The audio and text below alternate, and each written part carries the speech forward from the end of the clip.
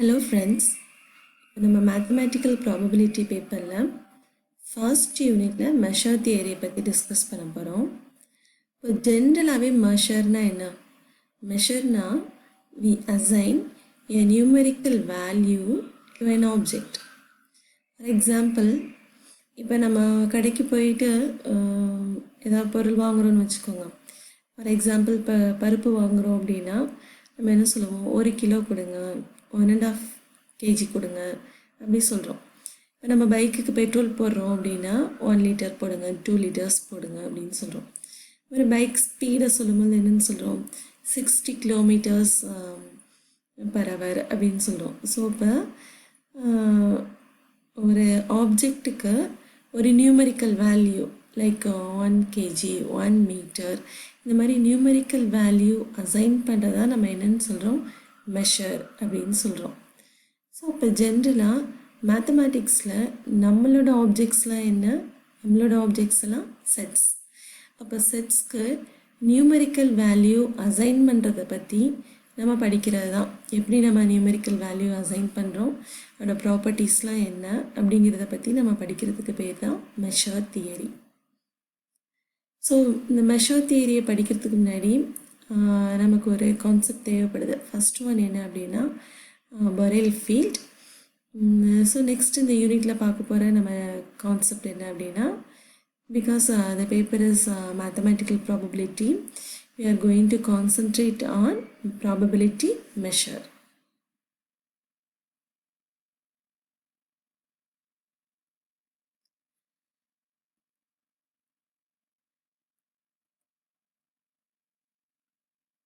So நமக்கு first இப்போ Borel field ரிலேட்டடான டெஃபினேஷன்ஸ் படிக்க போகிறோம். அதுக்கு நம்ம ஃபஸ்ட்டு என்ன பண்ணுறோம் அப்படின்னா, let omega be an arbitrary space. So ஒமேகாங்கிறது ஏதோ ஒரு ஸ்பேஸ், அது என்ன வேணாலும் இருக்கலாம். It is an arbitrary space and F be a non empty collection of subsets of omega. Now consider subsets of omega. இப்போ நம்மளோட ஒமேகா ஆர்பிட்ரரி ஸ்பேஸ் இருக்கு இல்லையா, அந்த ஆர்பிட்ரரி ஸ்பேஸ்லேருந்து you consider a collection of subsets. அதுலேருந்து சில subsets எடுத்துக்கோங்க. அந்த கலெக்ஷனோட பேர் நம்ம என்னன்னு சொல்கிறோம், எஃப்னு சொல்கிறோம். ஸோ ஃபர்ஸ்ட் டெஃபினேஷன், இந்த கலெக்ஷன் எஃப்பை நம்ம எப்போ ஃபீல்டு அப்படின்னு சொல்லுவோம் அப்படின்னா, first condition E belongs to F implies E complement also belongs to F. அப்படின்னா என்ன அர்த்தம், நம்ம கலெக்ஷன் எஃப்க்குள்ளே இருந்து எந்த செட்டை எடுத்தாலும் அதோட காம்ப்ளிமெண்ட்டும், இப்போ இ காம்ப்ளிமெண்ட்டுனா என்ன, ஒமேகா மைனஸ் இ. ஸோ அந்த இ காம்ப்ளிமெண்ட்டும் நம்ம கலெக்ஷன் எஃப்க்குள்ளே இருக்கணும். அதே மாதிரி இப்போ எஃப்லேருந்து நம்ம 2 செட்ஸ் எடுக்கிறோம், E1 E2 அப்படின்னு 2 செட்ஸ் எடுக்கிறோம் அப்படின்னா அதோட யூனியன் E1 யூனியன் E2வும் எஃப்க்குள்ளே இருக்கணும். ஸோ இப்போ ஃபர்ஸ்ட் ப்ராப்பர்ட்டி என்ன சொல்லுது அப்படின்னா, நம்மளோட F is closed under complementation. So என்ன செட் எடுத்தாலும் அதோட காம்ப்ளிமெண்ட்டும் எஃப்க்குள்ளே இருக்கணும். அதே மாதிரி செகண்ட் ப்ராப்பர்ட்டி என்ன சொல்லுது அப்படின்னா, F is closed under finite union. So நம்ம எஃப்க்குள்ளேருந்து எடுக்கிற செட்ஸ்க்கெல்லாம் அதோட ஃபைனைட் யூனியன், 2 செட்ஸ் எடுத்தீங்க அப்படின்னா அதோட யூனியன், ஸோ 3 செட்ஸ் எடுத்தீங்கன்னா அதோட யூனியன் எஃப்க்குள்ளே இருக்கணும். ஸோ இந்த 2 ப்ராப்பர்ட்டியும் சாட்டிஸ்ஃபை பண்ணுச்சுன்னா அந்த கலெக்ஷனுக்கு நம்ம பேர் என்ன சொல்கிறோம் அப்படின்னா ஃபீல்டு அப்படின்னு சொல்கிறோம்.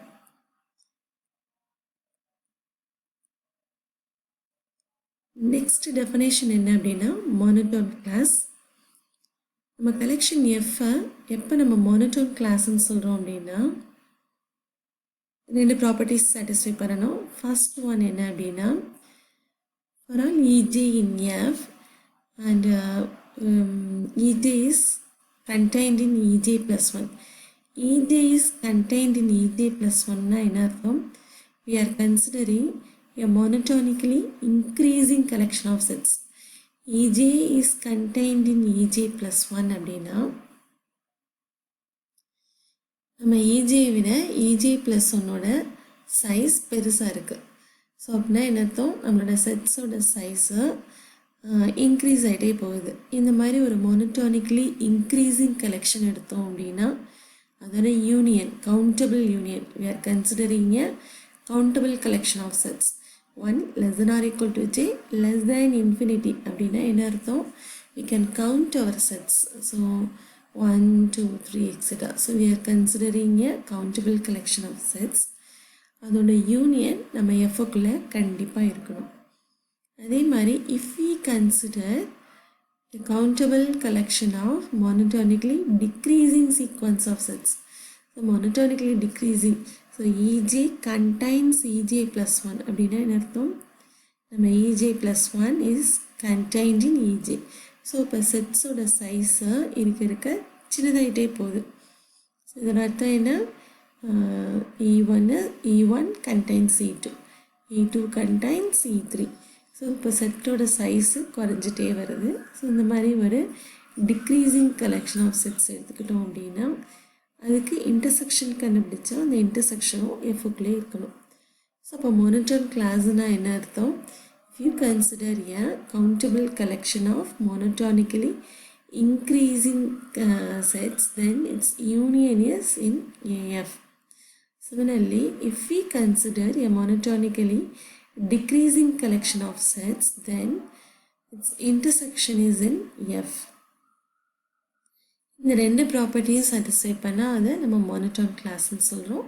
ஸோ ஒரு மோனோட்டோன் கிளாஸாக இருந்தால் கண்டிப்பாக இந்த ரெண்டு ப்ராப்பர்ட்டிஸும் அதில் இருக்கும். நெக்ஸ்ட் நம்ம பார்க்க போகிறது it is a definition of Borel field. So நம்ம கலெக்ஷன் எஃப்ஐ எப்போ நம்ம பொரெல் ஃபீல்டு அப்படின்னு சொல்கிறோம் அப்படின்னா first condition E in F implies E complement is also in F. So இப்போ எஃப்க்குள்ளேருந்து எடுக்கிற எந்த செட்டுக்கும் அதோட காம்ப்ளிமெண்ட்டும் நம்ம கலெக்ஷன் எஃப்க்குள்ளே இருக்கணும். அதே மாதிரி second property EG belongs to F. 1 less than or equal to j less than infinity means what? We are considering a countable collection of sets. So if we take a countable collection of sets, then their union must be in F. So இப்போ இந்த first condition பார்த்தீங்க அப்படின்னா ஃபீல்டோட first கண்டிஷனும் இதே தான். ஃபீல்டுலேயும் first condition closed under complementation. So Borel ஃபீல்டுலேயும் first condition என்ன அப்படின்னா க்ளோஸ்டு அண்டர் காம்ப்ளிமெண்டேஷன். நம்ம கலெக்ஷனுக்குள்ளே இருக்கிற எல்லா செட்டுக்கும் அதோட காம்ப்ளிமெண்ட்டும் நம்ம கலெக்ஷனுக்குள்ளே இருக்கணும். இப்போ செகண்ட் ப்ராப்பர்ட்டி பார்த்தீங்கன்னா ஃபீல்டை பொறுத்த வரைக்கும் செகண்ட் ப்ராப்பர்ட்டி என்ன அப்படின்னா closed under finite union. But இங்கே பொரெல் ஃபீல்டில் பார்த்தீங்க அப்படின்னா it is closed under countable union. So you can consider infinite collection of sets which are countable. So countably infinite collection எடுத்துக்கிட்டாலும் அதோட யூனியன் நம்ம பொரெல் ஃபீல்டில் இருக்கும். செகண்ட் கண்டிஷனை மோனோட்டோன் கிளாஸோட கம்பேர் பண்ணிங்க அப்படின்னா மோனோட்டோன் கிளாஸ்லேயும் கவுண்டபிள் யூனியன் இருக்குது. ஆனால் அங்கே ஒரு கண்டிஷன் என்ன அப்படின்னா we consider a monotonically increasing collection. So நம்ம எடுக்கிற கலெக்ஷன் எல்லாமே மோனோட்டானிக்கலி இன்க்ரீஸிங்காக இருக்கணும். பட் பொரெல் ஃபீல்டில் எந்த கண்டிஷனும் கிடையாது. we can consider any set which are countable. So இப்போ கவுண்டபிள் கலெக்ஷனாக இருக்கணும் அவ்வளோதான். பட் அதோட ப்ராப்பர்ட்டி என்ன வேணாலும் இருக்கலாம். மோனோட்டானிக்கலி இன்க்ரீஸிங்காக இருக்கலாம், டிக்ரீஸிங்காக இருக்கலாம். நம்ம ப்ராப்பர்ட்டி பற்றி எதுவும் சொல்லலை. நம்ம கன்சிடர் பண்ணுற கலெக்ஷனில் கவுண்டபிள் நம்பர் ஆஃப் எலமெண்ட்ஸ் இருக்குது அவ்வளோதான். ஸோ இப்போ அந்த மாதிரி இருந்துச்சுன்னா அதோட யூனியன் எஃப்க்குள்ளே இருக்கும். ஸோ இதுதான் நம்மளோட